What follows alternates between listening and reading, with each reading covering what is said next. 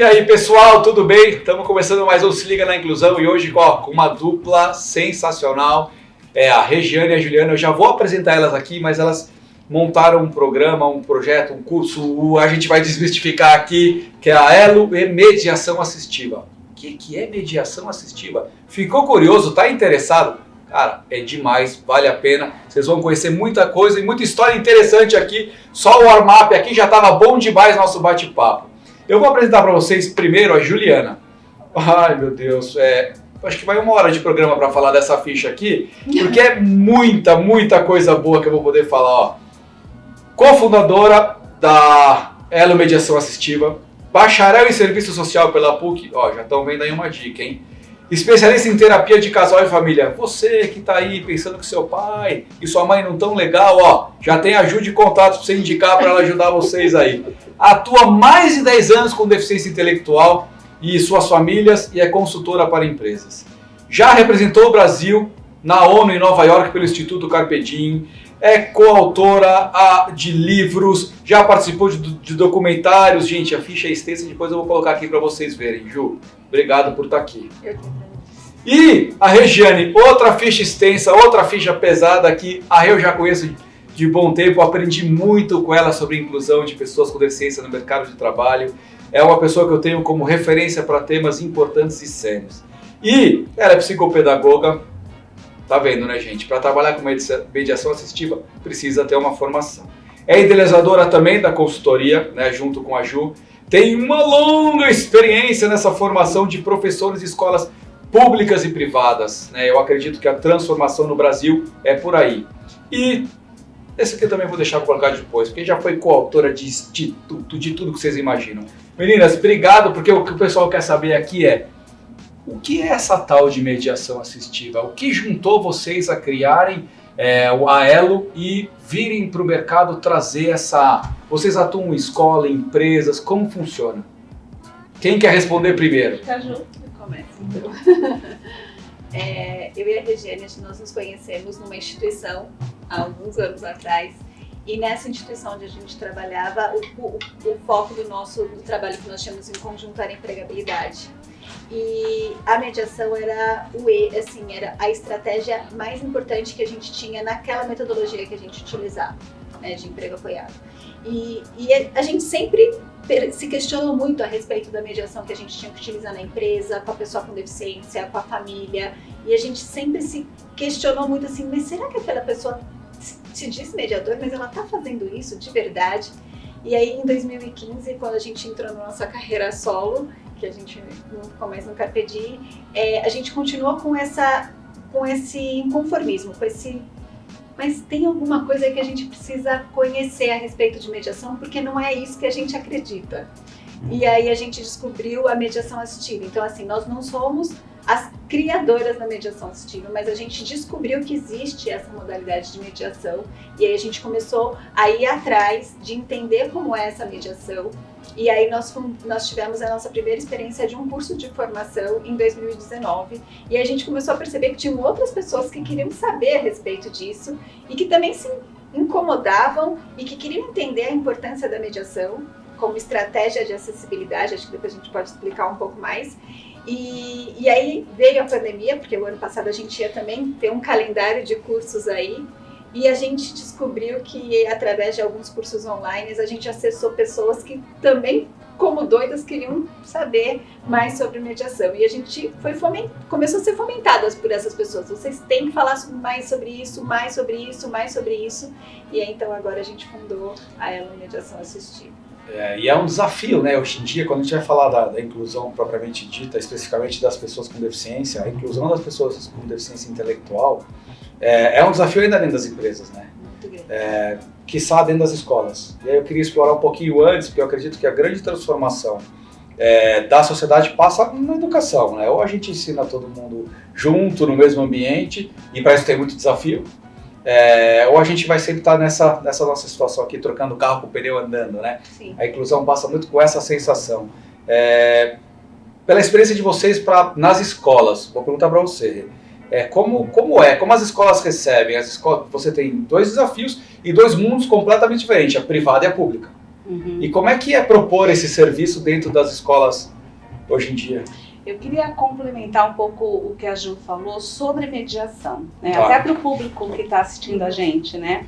Então, quando a gente fala de mediação, essa palavra mediação, ela implica diretamente nas relações. Assim, mediação, ela tem uma relação direta com o relacionamento entre as pessoas. E ela existe desde que o homem é homem, né? Então, todos nós precisamos nos relacionar, seja em que idade for, né? E o que acontece nessa relação? Existem conflitos, diferenças, percepções diferentes, né? Desejos diferentes. Muitas vezes a leitura que cada pessoa faz do mundo é completamente diferente da outra. Perfeito. Né? E sempre existe também, dentro desses contextos, alguém que pode mediar essas relações, que pode ajudar, né, a que cada um interprete de uma forma mais bacana o que é que o outro está pensando. Então, quando a gente fala de inclusão, isso então fica muito evidente, porque a gente está falando da relação com as diferenças. Então, inclusão, nós trabalhamos com as pessoas com deficiência e principalmente pessoas com deficiência intelectual, ou algumas pessoas que têm, não necessariamente a deficiência intelectual, mas algum comprometimento que pode ser temporário no desenvolvimento dela, que causa um impedimento, para ela se sentir autônoma, para ela se sentir independente. Ela ser protagonista dela mesma, né? Ela ser protagonista, fazer as escolhas para o projeto de vida dela, né? E o que acontece? Neste momento de vida, e isso pode ser para qualquer um também, vamos buscar apoio, né? Geralmente a gente pede apoio. Às vezes a gente nem percebe que a gente está pedindo apoio, né? Mas no caso da mediação assistiva, ela de fato ela é uma técnica, é um método, né? A gente vai dar esse nome para as pessoas entenderem melhor. Ela é estruturada, então a gente precisa realmente se preparar para isso. Então, aí só para a gente ilustrar um pouco o que significa essa história da mediação, né? Posso aproveitar? Claro. E aí, pegando o gancho da fala da Rê, que eu acho que é bem importante, eu acho que era, a Rê falou uma coisa bem importante, que eu acho que era isso que fazia com que a gente procurasse a melhor técnica ou a melhor estratégia para atender, que é assim, a pessoa ser dona da sua própria vida, e como que ela constrói essa concretização de pegar a sua própria vida. Tio, vocês estão falando, eu vou traduzir aqui para o que eu entendi, vocês falam se eu tô bem ou não aqui acompanhando. Eu tenho aqui uma metodologia que eu aplico na pessoa e ela consegue, através dessa metodologia aplicada, conseguir uma independência, ou uma certa independência. Eu acho que mais do que independência, eu acho que ela se torna protagonista da sua vida. Ela vai poder ter poder de escolha, de decidir. Então, essa frase aplica na pessoa? Não. Porque você chegou onde eu ia falar. A gente parte do pressuposto, nesse tipo de trabalho que nós desenvolvemos, a gente parte do pressuposto que a pessoa ela já tem lá o que ela precisa. O que vai acontecer é que a gente nós falamos da tecnologia assistiva, da mediação, como um recurso de apoio. Então é uma estratégia que a gente vai avaliando junto com a pessoa. Muitas vezes as pessoas nem têm muita consciência, e é numa conversa, né, num diálogo, que a gente fazendo perguntas. Quantas vezes as pessoas fazem perguntas pra gente e a gente fala, nossa, eu não tinha pensado nisso, né? Sim. Então, como é que é esse recurso? É quando a gente vai, então, fazendo intervenções para que a própria pessoa vá levantando hipóteses para a vida dela e aí tomando decisões. Como é que você mensura? Vou cortar você daqui, que eu acho demais esse tema. Como é que eu mensuro isso? Vou fazer uma péssima comparação, me peço desculpa. Você está pesado, você sobe na balança, você sabe que você está perdendo 1, 2, 3 quilos. Ela é física, ela é visual. Uhum. A mediação, você vai empoderando, acho que se eu puder usar essa palavra, a pessoa, como é que ela sente, ou o entorno dela sente que de fato ela está conseguindo fazer as atividades. Dentro da metodologia, existem KPIs ou medições que vocês conseguem fazer e ele vai demonstrando isso? Sim. É como se fosse a escrita, vai melhorando a escrita. E quando a gente fala de mediação também, e a gente está falando de relações, a gente fala de comportamento, né? Sim. Comportamento é observável, né? Então, as atitudes e comportamentos nós podemos observar. Correto. Então, a mudança de comportamento, É gerar uma mudança de comportamento por opção da pessoa, e ela conseguir alcançar um resultado, é como a gente pode mensurar. Existem outras formas, obviamente, que nós usamos, né, ferramentas, recursos, que também não são recursos e ferramentas também que nós criamos. Alguns a gente cria, mas outros, na verdade, já existem. E aí a gente usa a favor dessa mensuração. Por exemplo, portfólio. O que é um portfólio num projeto de vida? Né? Quando você vai registrando, né, os episódios da sua vida. Às vezes um álbum de família pode ser uma ferramenta de mensuração. Perfeito. De mudança, né, de comportamento, de resultados. Quando você olha lá e você fala, nossa, olha como é que eu era. Olha agora o que está acontecendo, né? Quantas coisas eu conquistei. Aqui foi difícil, né? Então, existem muitas formas de mensurar essa evolução, que a gente está falando de desenvolvimento humano, né? Minha pergunta veio baseado nisso, porque quando você entra na escola, a escola necessariamente precisa mensurar. Né? Você tem um conteúdo educacional, programático, ela necessita dessa mensuração para falar em que momento você está. E acho que vocês entram muito de encontro a isso, então. Sim, eu vou só terminar a escola e vou passar a palavra para a Ju. Aí, justificando tudo isso, quando a gente pensa no contexto educacional, a gente tem que falar de duas coisas diferentes, né?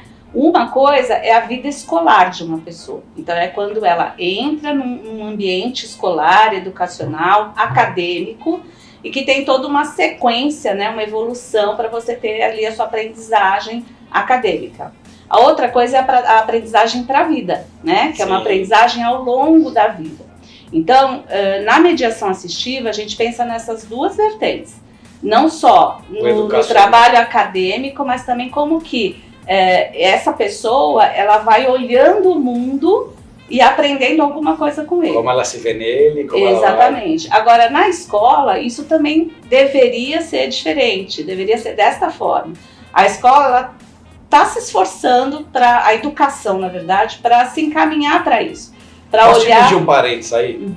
Nós estamos em época de pandemia e todas as escolas se voltaram num grande desafio. Como reter os alunos no online. Eu acho que a grande maioria, se não todas, falaram assim, qual é o conteúdo que nós vamos jogar que é principal no online? E chegou-se à conclusão que 100% do conteúdo dado não era importante. Né? A gente sabe disso. Passa por isso que você acabou de falar. Né? De eu ensinar o ser a estar no mundo é diferente de eu dar uma matéria e decorar. É o aprender com significado. Eu acho que nós vamos ter uma educação diferente pós-pandemia. Vocês acreditam nisso, vocês como educadoras? A gente já vem questionando a educação antes da pandemia. Ela já não entra nos moldes que são apropriados para essa geração. Né? Essa geração, até ontem eu estava lendo uma matéria sobre as gerações, né? O perfil das gerações e a educação. Então, assim, a gente já vem num gap grande sobre como a gente alcança essas gerações mais novas em relação à aprendizagem, né? Não funciona mais a forma como essa forma tradicional de ensinar. Né? Então, isso já era questionável. E hoje potencializou. Acelerou tudo, a pandemia ela potencializou e evidenciou tudo, inclusive. Se é que ela tem lado bom, esse é um lado bom que a pandemia gerou. E de uma certa forma, quando a gente fala da pessoa com deficiência, o estudante com deficiência na educação, ele, como antes da pandemia, ele é muitas vezes o porta-voz, ele na verdade, ele acaba denunciando coisas que todos os alunos percebem e sentem, né? Então, quando você cria estratégias dentro de um processo educacional para a aprendizagem de todos os alunos, por isso que a gente não fala só de educação inclusiva, a gente fala de educação para todos. Porque numa sala de aula, de uma escola regular, existem, de cada 30 alunos dentro de uma sala, cada um é um. Cada um vai aprender de uma forma. Sim. Não é o aluno, o estudante com deficiência que vai aprender de forma diferente. Ele vai ter especificidade, a necessidade, às vezes, de algum material adaptado, de um ritmo, às vezes, diferente para algumas coisas, vai. Mas não é a deficiência dele que vai só determinar isso, né? É a forma como ele quer aprender, como ele escuta e olha o mundo. E isso serve para os outros também. Uma mãe que tem um filho hoje pensando em colocar na escola, ela coloca numa escola hoje chamada especial ou ela coloca numa escola regular?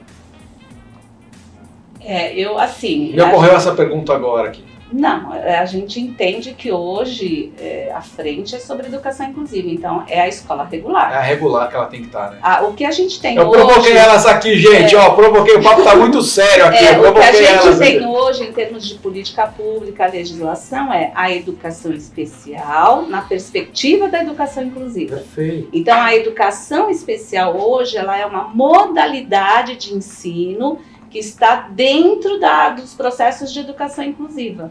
Né? Então você não vai eliminar toda a especialização que traz até essa história da educação especial. Né? Então o que ela traz de contribuição em termos de estratégias, recursos, formas de olhar a especificidade de cada aluno. Mas isso não significa que você precisa retirar esse aluno que tem uma deficiência desse contexto regular. Essa sua fala é muito legal, porque acho que as mães, pais, escolas estão nos escutando, ter a coragem de fazer, né? Ter a coragem de colocar todo mundo no mesmo lugar. E mais do que a coragem, saber que isso é um direito, né? É um direito. Mas assim, num país onde, eu fiz entrevistas recentes aí, onde a gente vê hoje, eu não quero polemizar nessa, mas assim, os nossos direitos eles não são levados tão a sério no Brasil e a gente também não sabe cobrar. Sim. Né? O brasileiro graças a Deus, está evoluindo nisso. A gente é novo nessa parte de democracia. Nós temos para não errar na conta, 50 anos de democracia. A gente está aprendendo a conviver, a debater. E eu acho que uma das coisas que a gente tem, e acho que essas gerações já fazem, as mais novas, eles sabem muito bem o que eles querem.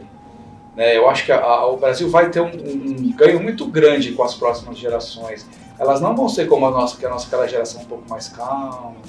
Mandei a carta do correio, vai demorar 5 dias para chegar. Essa geração já está no WhatsApp ali, bombardeando e pecando nos cancelamentos, né? Aí nas extremidades, né? Por isso que eu sempre fomentei, sempre acreditei e entendo que tem que estar todo mundo junto no mesmo ambiente. É desafiador demais? Claro que é. Né? Eu quero provocar vocês numa outra coisa aqui. Mas antes de você provocar, a gente pode complementar com a família? Porque eu acho que quando a gente fala da escola, é importante, e quando você trouxe essa questão da família ter coragem, acho que a Ju pode trazer pra gente um pouco essa questão da família, né? O que isso tem a ver com a família? Posso emendar então a pergunta antes da provocação? O quanto a família entende que é a escola que resolve o problema ou o quanto a família entende que a escola é parceira para ela? E eu não gosto de chamar de problema, e sim nesse caminhar. Isso é uma reflexão que a gente tem muito, né, Rê? Assim, não só com a escola, como com a empresa e até com as instituições, né? Então, quando você é chamado na escola do seu filho, se você for chamado, você já pensa, o que foi que ele fez?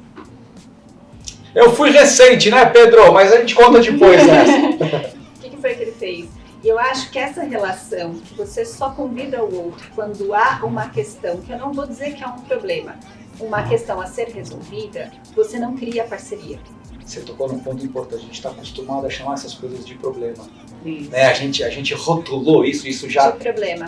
Então assim, às vezes a situação que é trazida pela escola ou pela família não é um problema, é uma questão a ser resolvida. E como que nós vamos resolver junto? O problema é que hoje a família vai à escola, ou a escola chama a família, quando tem o rótulo do problema. E aí você nunca todos os pontos, aí eu vou falar também da empresa, das organizações sociais, dos locais mais variados de atendimento. Você tem que chamar para construir.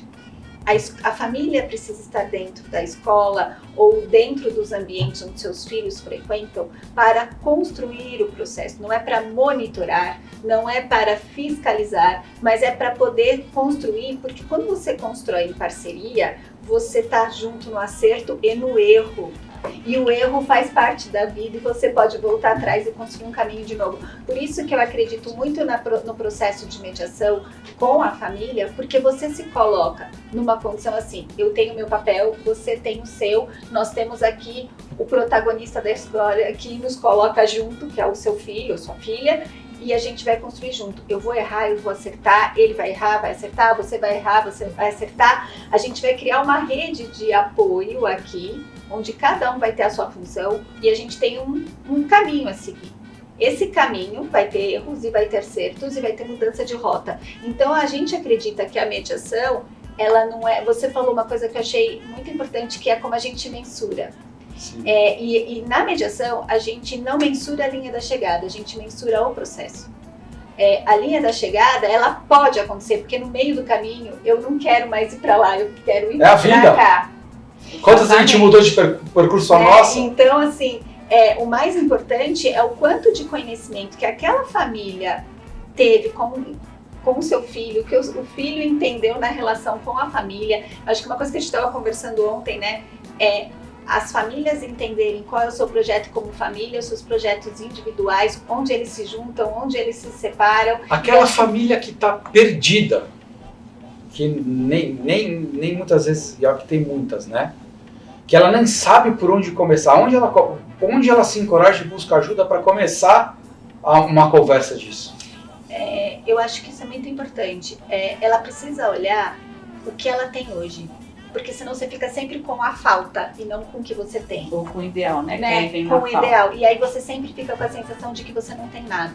Se você tem a escola, você pode ter questões com aquela escola, mas você tem aquela escola. Então a primeira coisa é procurar a escola. Se você tem uma fono, se você tem um psicólogo, se você tem quem faz parte dessa rede, se você tem um irmão que é próximo, um parente que está ali sempre à disposição, fazer quase uma varredura, quem é que está aqui e por onde eu começo, porque senão sempre fica com o ideal e sempre fica com a sensação de que você está devendo, mas você tem tanta coisa aqui, você não está olhando o que você tem aqui. Olha que dica importante, hein?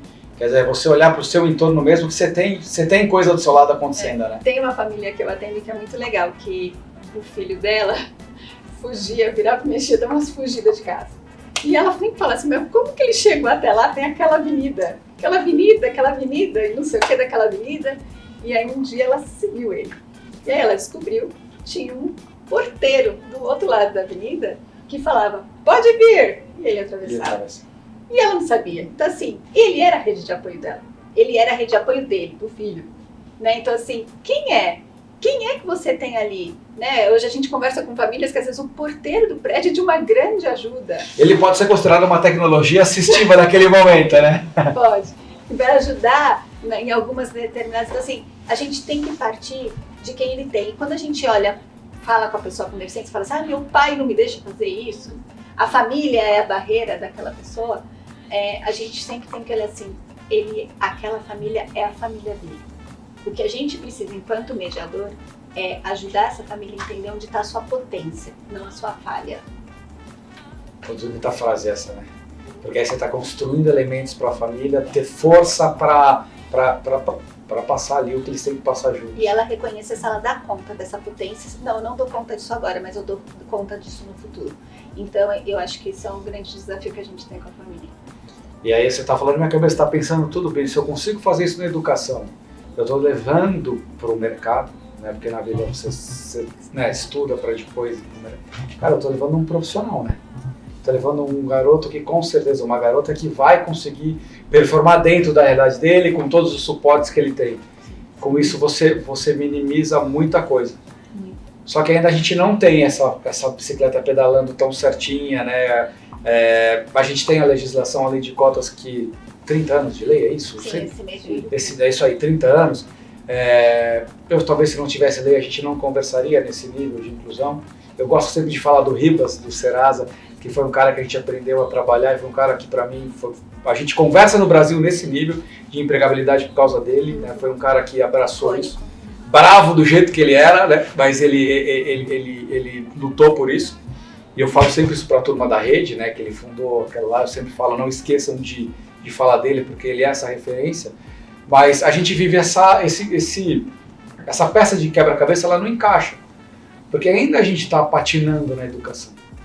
Ainda quando eu falo patinando, a gente ainda não tem uma educação de qualidade para todos, que a gente consiga refletir isso para a mão de obra de trabalho nossa. Isso em todos os níveis, qualquer tipo de pessoa. A gente aí tem aí uma discussão grande da nossa qualidade de educar. E vocês fazem consultoria na ponta da escola, mas ao mesmo tempo vocês também estão fazendo consultoria para as empresas. E acho que isso deve ficar muito claro para vocês. Vocês devem pegar famílias que não são estruturadas e querem pôr o filho para trabalhar, e aí deve ter muita dificuldade nesse dia a dia de como você vai mediar essa pessoa num ambiente de trabalho, onde é um ambiente muito mais complexo, né? Os desafios são outros. Eu queria que vocês passassem um pouco por isso, olhando na questão da empregabilidade, o quanto a inclusão da deficiência intelectual caminhou. Porque a hora que a gente olha para a física, aquele que é deficiente físico leve, tá ok, né? Aquela pessoa que é cadeirante, ou tem uma deficiência severa, um cego, esses caras estão à margem ainda. Né? A gente não olha para o indivíduo ainda, a gente olha para consigo incluir essa deficiência ou não. A gente está muito falho no Brasil em relação a isso. Eu acho que vai demorar, na minha opinião, para a gente olhar o indivíduo. Eu queria que vocês falassem um pouco isso hoje com a nova pauta ESG, né? Com a nova formação desse olhar, muito capitaneado pelos Estados Unidos, pelo Biden agora, de vir com tudo. As empresas estão olhando para a diversidade e agora fala-se só em contratar negro, LGBTQI+, e assim, e tá tudo virando, para minha opinião, uma salada tão grande e a gente tem questões estruturais que não estão sendo resolvidas. E daqui a pouco, não quero falar isso, mas a moda passa, e aí, o que vai ficar disso? Os ativistas vão falar, você falou moda, não, mas, gente, quantos negros são diretores de empresa? Quantos trans são diretores? Não estou falando do assistente operacional, administrativo. Quantas pessoas com deficiência estão trabalhando na linha transversal da empresa? Mulheres também. Mulheres, não vou nem falar de mulheres. É desafiador, né? A gente está num tema desafiador. Eu acho que a gente está num tema muito desafiador e é uma coisa também que eu e a Regina a gente sempre questiona. Quando a gente recebe folders de eventos falando sobre diversidade, a primeira coisa, a gente vai olhar onde está a pauta da pessoa com deficiência. Você vai olhando, tá aqui no cantinho, tem a pauta da pessoa com deficiência. Então, é um desafio. Peraí, a pauta da pessoa com deficiência da deficiência intelectual? É uma realidade, né? Uma realidade que incomoda. Todo mundo que me pergunta, incluir a deficiência intelectual, talvez seja a deficiência que mais resigna valor nas pessoas e nas empresas. Porque de fato você sai da sua zona de conforto, literalmente. A gente estava aqui contando, eu acabei de contar para vocês um case, e vocês devem ter diversos. Literalmente faz você descer, eu digo pessoa, descer do seu pedestal para poder falar de igual para igual com uma pessoa. E talvez vamos pegar a pandemia, se você estuda a Cortella e o Karnal, eles falam que toda a pandemia piora a humanidade. E eu tenho medo do que pode vir a acontecer. As pessoas ficam mais egoístas, as pessoas se preocupam mais com elas, já que elas têm a noção do finito, né? A gente se torna cada vez mais finito. E aí eu me preocupo com a inclusão da deficiência intelectual, que pra mim é a que mais resigna e é a que eu mais gosto de falar. Eu queria falar uma coisa muito importante, né? Pensando até nessa coisa da potência. O Brasil, ele continua sendo um modelo na questão, né, do emprego da empregabilidade da pessoa com deficiência. Né? Nós temos países da América Latina, nós temos um bom modelo, né, as políticas públicas a gente coloca como elas não acontecem da forma como nós gostaríamos. Boa. Mas nós temos uma lei que é a Lei Brasileira de Inclusão, nós temos ações, então nós temos uma história, né, que já avançou muito em relação à questão das pessoas com deficiência na questão do emprego, do trabalho. E então isso existe, né? O que acontece é que de fato nesse momento, eu também nem sei se foi na pandemia, né? Eu nem vou colocar na questão da pandemia, porque a pandemia de fato ela impacta em tudo. Mas até um pouco antes, ela meio que desacelerou, né? O processo, esse avanço que o Brasil conquistou em relação à lei de cotas, né, a empregabilidade da pessoa com deficiência, ele foi desacelerando por uma série de questões estruturais, como você falou. Né? Então, assim, é a coisa do incentivo mesmo, né? Como é que a gente incentiva que essa estrutura vá acontecendo. Nós temos, como por exemplo a rede brasileira, né, de inclusão, que trabalha essa frente, né, com muito êxito, que começou lá com o Ribas, e que ela tem desenvolvido alguns trabalhos. Então, e o trabalho do Djalminha, da Ivone, o trabalho sensacional deles. Sensacional, né? Então nós temos ainda os grupos, né, que tomam essa frente para pelo menos manter, né? Eu diria pelo menos, porque a gente ainda tem muita coisa. Nós deveríamos já estar melhores, porque nós somos um modelo mesmo. Nós temos que se provocar em relação a isso, né? Entende? Então, realmente, a gente acho que desacelerou. Mas para quem não conhece esse trabalho, é importante saber que ele já existe, que nós somos um país modelo. Bem colocado. Né? Então, menos ranzinza do que eu falei agora, não, você tem razão. Você tem razão. Mas assim, o que permanece? De fato, permanece essa dificuldade do entendimento, por exemplo, desses outros grupos com deficiência, por exemplo, a deficiência intelectual. Por quê? Se nós pensar, isso é uma análise que eu faço, tá? Não é a única, mas é uma delas. Quando você entra, por exemplo, na questão do emprego formal, numa multinacional, que hoje, principalmente hoje, tem essa meta de alta performance, né? Então, nos ambientes de trabalho dessas grandes empresas, a cultura, ela gira muito em torno disso, da alta performance. Perfeito. E a deficiência intelectual, ela vem para fazer um diálogo com isso, né? O que é alta performance? O que é alta performance? Porque o fato de uma pessoa, às vezes, executar uma tarefa mais simples dentro do ambiente da empresa não é de menos valia do que aquela que tem alta performance, casos estratégicos, né? Porque ela é tão importante quanto. Mas dentro dessa cultura, a gente sempre, como mediadores, a gente sempre precisa trabalhar essa desconstrução disso. Como é que... Porque impacta, porque eu tenho uma expectativa alta em relação a mim mesma, inclusive. Né? Eu como funcionário, como colaborador, eu sofro uma pressão grande em relação à minha performance. Como é que eu lido, e isso eu estou falando de mim, mas como é que eu lido com o meu colega que é diferente? Ele vai ter a performance dele, mas é diferente da minha e ele vai alcançar os resultados. Então, isso é uma das questões mais conflitivas nas grandes empresas, quando a gente fala da deficiência intelectual. E o resultado dele impacta em mim. Exatamente. Ele faz parte da minha equipe. Sim, é onde eu ia chegar. E é um paralelo disso ao conteúdo adaptado para a escola e para o ensino. Sim. Porque o conteúdo dele é adaptado para mim, de certa maneira eu estou adaptando o trabalho dele. Hoje se fala muito nas empresas dos indicadores que eu vou entregar, o dele é adaptado para ele. Isso é uma questão que a gente sempre discutiu, né, Eugênia, assim, quando a gente chegava em alguma empresa. E como é o processo de avaliação de desempenho dos funcionários? O processo acontece assim, de tal procedimento, tal período, tal. Então, por favor, vamos discutir como é que a gente vai fazer a avaliação de desempenho? Não precisa. Não, precisa. Ele tem que ter. Exatamente. Ele precisa. Por quê? Porque ele faz parte da cadeia produtiva da empresa. Sim, não é assistencialismo. Né? Então, mas eu acho que isso é uma grande questão histórica que a gente ainda tem, não é brasileira, com relação à pessoa com deficiência intelectual, que é alguns mitos, ou ele é anjo, ou ele é agressivo, alguns mitos que você fala, meu Deus do céu, né? A raiz, nos últimos anos, você vê que a pessoa com deficiência intelectual, ela ainda está na categoria bem lá embaixo, mas você vê assim deu uma subidinha. Deu um degrauzinho. Deu um suspirado.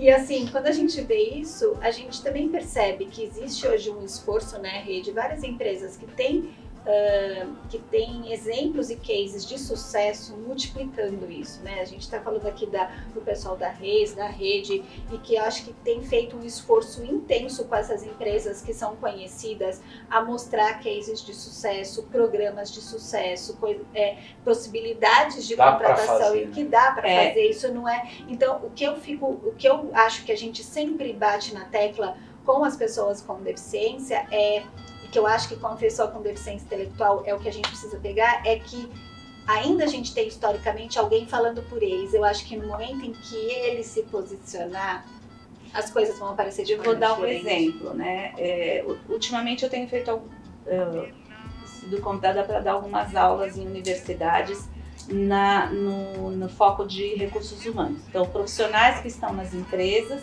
geralmente são jovens, né? Estão chegando na empresa, e aí são segmentos diferentes. E aí eu vou lá e vou falar sobre a inclusão da pessoa com deficiência, e obviamente que eu vou falar da deficiência intelectual também.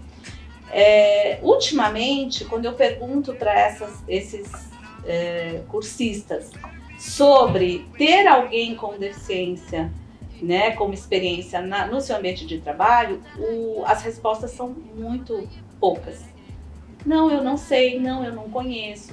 Então, existe uma questão geracional, por isso que eu falo que a gente desacelerou, né? As universidades, por exemplo, elas têm que levar esse tema na formação dos profissionais que vão para a empresa. Eu te provoco aí, ela não desacelerou nem acelerou, ela mantém, se você pegar o histórico da lei, ela teve um boom ali, ela foi criada em 2004, se não me falha a memória, em 2010 que ela deu uma acelerada ali, quando começou a aumento de fiscalização, e ela veio naquela lá, 280 mil, 300 mil, 400 mil, e você mantém hoje, se não me engano, 500 mil pessoas no CAGED. Quantas pessoas têm deficiência economicamente ativa no Brasil? Vamos falar o quê? De 10 milhões, para não errar? E esses jovens que estão chegando no mercado, que não têm deficiência, eu estou entrando aí, é nesse ponto. Eles não estão tendo essa oportunidade de conviver com essas pessoas como a gente queria, né? Sim. Porque hoje seria um outro tipo de patamar de convivência e de experiência para esses jovens. Perfeito. Então, formar jovens e levar na universidade ou nos cursos técnicos as experiências sobre a inclusão de pessoas com deficiência no mercado de trabalho é fundamental quando você fala da educação, né? Então, antes de chegar no mercado, essa educação, que é o ensino superior, o ensino técnico, ele tem que trazer como proposta esse trabalho Tem que estar no conteúdo. Tem que estar no conteúdo. E mais do que estar no conteúdo. Quando eu vou falar, eu levo, porque agora é tudo online, né? Então, ou eu convido alguém com deficiência intelectual para falar junto, ou a gente grava. Eles gravam para mandar, né, falar deles, mandar recado, etc. E eles falam. Então, dentro da minha própria fala, entra a fala de uma pessoa com deficiência intelectual. Porque é isso que a Juliana falou, né? Mais do que nós falarmos deles, eles precisam falar. O outro só vai entender, um jovem só vai conseguir perceber, entender isso convivendo, experimentando na relação. Sim. E é isso que a gente fala da mediação. A mediação, ela vem para isso. Para favorecer, estimular essa convivência com as diferenças. E diante disso, vocês resolveram montar um curso. Isso. E diante disso, fala, chega, não vamos só nós duas fazer o que a gente aprendeu aqui, nós queremos passar para um monte de gente. Se encorajaram e empreenderam. Me conta um pouco desse curso, ele vai abordar o quê? Ele vai ensinar essas ferramentas? Ele vai fazer um exército de mediadoras? Como é que... Quem pode se candidatar não, quem pode se matricular, precisa ter formação, não precisa, a expectativa, vou encher de pergunta, a expectativa de sair com isso para ter uma carreira de mediadora e poder se sustentar, enfim, o mercado está mudando, né? O mercado está reformulando, as escolas vão ser híbridas, já estão dizendo, os trabalhos já estão híbridos, mas a função da mediação, híbrida ou não, ela vai existir. Sim. Então, entender um pouco de vocês, esse curso, esse formato que vocês estão trazendo, que eu achei muito interessante. Ele é um curso de aperfeiçoamento, né, Regina? A gente tem pessoas que já têm uma trajetória profissional junto a pessoas com deficiência e pessoas que estão iniciando, a gente já teve até familiares junto com a gente. Que legal. Então, ele é um curso de aperfeiçoamento, ele tem uma carga horária de 15 a 16 horas, Tá. né? O curso que a gente está chamando de introdutório, tá? A gente tem uma versão avançada com ferramentas mais específicas e aprofundadas que a gente estudou, que a gente já usou na nossa prática profissional. Então, esse que a gente está com a nova turma agora, ele é um introdutório e a gente tem uma versão avançada. Então, ele começa agora dia 7 de julho. E para se inscrever a gente não tem nenhum pré-requisito, desde que a pessoa queira conhecer a mediação assistiva. Mediação Então, assistiva. Esse que é o Bacete. E o nosso Não é o curso do Max Gehring, hein, gente? É que lá pra você resolver problema de vizinho que briga e mulher que sai correndo atrás do marido, nada disso. Não, é um curso sério de mediação assistiva. E a gente tem uma preocupação, seja na versão presencial ou mesmo na virtual, a gente tem turmas pequenas, porque a gente tem uma preocupação muito grande de estar próximo dessas pessoas. Tanto que hoje a gente tem uma turma de pessoas que fizeram os cursos com a gente tem uma rede de Se formou, né? Porque você dá o apoio, né? Porque assim, essa rede que também impulsiona a gente a Se fazer alimenta. ela vai alimentando, porque ela vai comprovando de que, tipo, o que vocês estão falando não é loucura, né? É real, o resultado acontece, o processo é possível, é um recurso de acessibilidade, né? Eu acho que a mediação, ela é um recurso de acessibilidade imenso. Né? Ela colabora muito para a pessoa se perceber naquele contexto, acho que isso que é importante. E o curso, seja qual tema ele for desenvolver, empregabilidade, família... Eu ia te pedir um exemplo de empregabilidade. Aquele cara que está lá assistindo a gente aqui, um exemplo do impacto da mediação assistiva na empregabilidade, por exemplo. Um case que vocês têm, uma coisa que vocês fizeram que foi legal. Porque deve ter um monte. Deve ter um monte. O próprio, né, a própria intervenção que a gente faz quando a gente começa a entrar na empresa, né, a conversar com os profissionais. Só para o que eu estou querendo fazer com isso? Mostrar, quebrar o mito das empresas que a inclusão da deficiência intelectual ela é a mais difícil, aquela que vai me gerar tanto problema. Ao contrário, ela é a mais, na minha opinião, a mais gostosa de ser feita. Eu acho que o desafio do mediador nesse momento... Desculpa te cortar. Imagina. Mas eu acho que o desafio do mediador nesse momento é quando ele entra na empresa ou na escola, seja qual for o ambiente, ele conseguir se colocar para a empresa, não como um apoio a bengala e assistencial. Ele está ali para provocar para colaborar para a mudança daquela dinâmica da relação empresa-funcionário, chefe e colaborador. A mediação em si, né? A mediação em si. Então, eu acho que quando a empresa abre, acho que o nosso primeiro desafio, né, Rê, é como é que a empresa vai passar a nos olhar.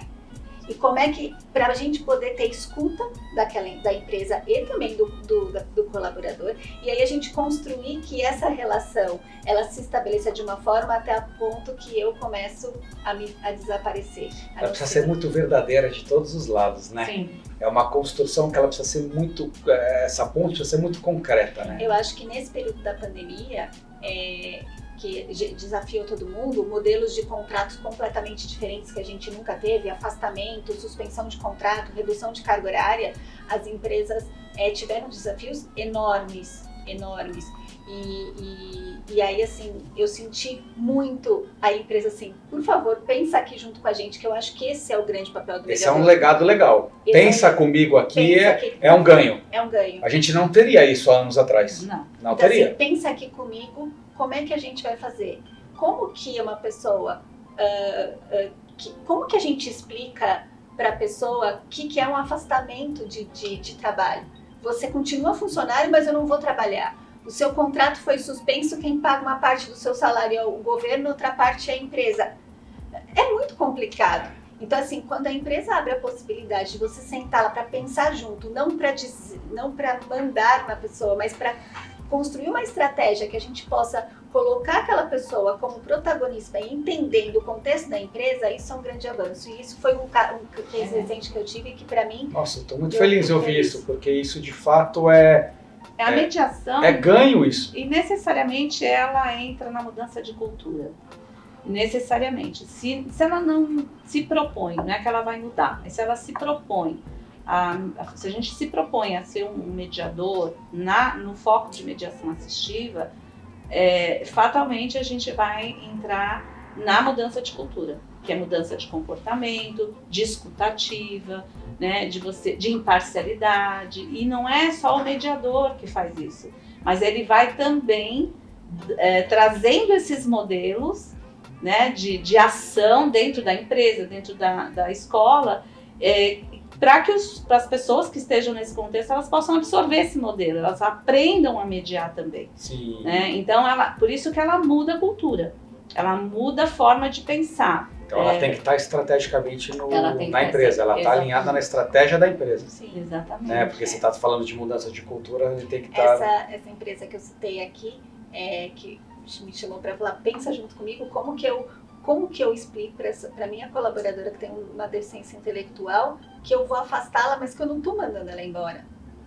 E deixando bem claro que ela não é a única. Que é uma política que foi para a gente ter estabelecida mundial para preservar empregos, para preservar. Então, essa preocupação eu achei de uma riqueza. E aí, quando eu entro em contato com ela e ela fala assim, eu sei que eu continuo com o afastamento do trabalho, que o meu contrato está suspenso no momento e que está com a data até lá e que parte do meu salário vem da empresa, que outra parte, mas que eu sou funcionário e que ela mantém vínculo com a empresa, a chefia faz questão de fazer contato com ela, provocam um happy hour para poder estar sempre perto, provocam coisas virtuais. Interações. Eu acho que assim, é uma empresa que está a fim de se desafiar no acerto e no erro. Então, que já mudou o comportamento. A palavra inclusão para ela não existe. Ela está tratando um profissional. Ela natural. entendeu a característica dela e, para esse profissional eu tenho que agir assim. E assim, nós fazemos, assim, em nenhum momento passa na nossa cabeça que a gente vai dispensá-lo. É simples assim. Então, esse case, essa empresa é uma empresa que eu tenho prazer quando eu pego o telefone, eles estão ligando. Eu faço também isso quando a música brasileira atendo, essa ou não? Não, essa eu não vou. Eu estou escolhendo ultimamente, viu? Porque a gente também tem que ter prazer, aquilo que a gente estava falando aqui. A gente trabalha numa vertente, que ela é uma vertente que ela é muito olhada assim, né? Hoje está glamuroso trabalhar na nossa área, porque a gente tem a pauta ESG, nós estamos dentro do S, tá bonita a nossa cara, mas assim, há anos atrás não era assim. A gente vai ser aquelas pessoas que deixam um legado de construção, e eu torço para que quem venha em seguida, que eles consigam olhar para o que a gente construiu e dar sequência na pintura do nosso quadro, né? Usar outras. Eu acho que essa é a evolução de qualquer processo. E acho que a mediação, desculpa te interromper, É mas acho isso. que a mediação é a estratégia que faz essa construção. Eu ia terminar com isso, eu ia falar isso. O que vocês estão fazendo é muito rico, porque ela não é só a mediação para a inclusão da deficiência intelectual. Não, Ela é a mediação numa palavra ampla. Então, é para todos. E aí quem quiser ver o curso, quem quiser se inscrever, onde ele se inscreve, vocês vão falar aqui, depois a gente edita aqui, coloca. Mas fala pra gente, ele acessa o site, ele liga no celular, ele vai na Páginas Amarelas. Onde... Aí você tá denunciando a cidade. Pra quem não sabe, põe no Google aí, Páginas Amarelas. Onde ele busca informação do curso? Tá nas nossas redes sociais, então tanto na bio dos nossos Instagrams, que a gente pode deixar aqui, tem o link do Sempla com todo o programa do curso, Tá. Quem Somos Nós. A gente está com duas parceiras que vão falar sobre técnicas bem importantes. O Meamal Anand Paddock vai falar sobre escuta ativa, e a gente está com a Joyce da Rede Orienta, que vai falar sobre mapas mentais, que são estratégias importantes do mediador. E o curso começa semana que vem, está aberto para qualquer pessoa, tem vagas limitadas por conta dessa coisa bem próxima que a gente quer ter com cada pessoa. É importante, né? É importante os cursos serem limitados, não mas sim para você poder dar atenção para quem você está falando. Acho que isso Nós estamos caminhando para o final aqui, o papo quando é bom, hein, África? O papo quando é bom voa, né, Gui? Não tem jeito, né, cara? É tão gostoso. E eu queria que vocês deixassem uma mensagem. Eu tô ranzinza, eu preciso conversar mais com você, porque você me deixa com o coração quente, falando da inclusão, me contando cases, porque a gente, eu confesso que a gente podia estar melhor, né? Eu sou um entusiasta da inclusão, assim, da diversidade como um todo. Eu acho que a gente precisava aprender a conviver com o ser humano, né? A gente é muito ruim ainda nisso, né? O ser humano não tem um software que você põe aqui e ele atualiza em 5 minutos. São gerações e gerações.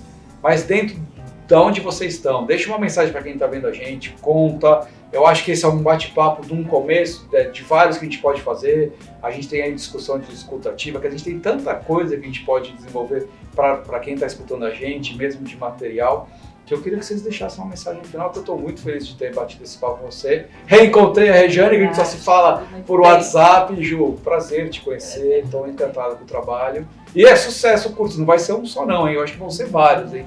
Se preparem. Com certeza. Primeiro eu queria agradecer a oportunidade de falar aqui, né? Eu sei que vocês já se conhecem, foi um prazer te conhecer. E falar assim, que eu acredito na mediação. A mediação ela só veio fortalecer aquilo que eu acredito, que é a potência de qualquer pessoa. A pessoa, ela está aonde ela quer estar naquele momento, na condição que ela tem naquele momento. Então, assim, a mediação ela não é mais do que a pessoa, ela é só um recurso para a pessoa estar onde ela quer. E no caso, a gente usa para pessoas com deficiência. Então, assim, o que ela quer, quem ela é, onde ela quer estar, dentro do contexto. Não é que tudo eu posso, tudo eu quero. Olha o que é rico isso. Nem é isso para mim, nem para todo mundo, mas aonde você pode estar hoje. Eu acho que a mediação ela é uma estratégia que colabora com essa construção.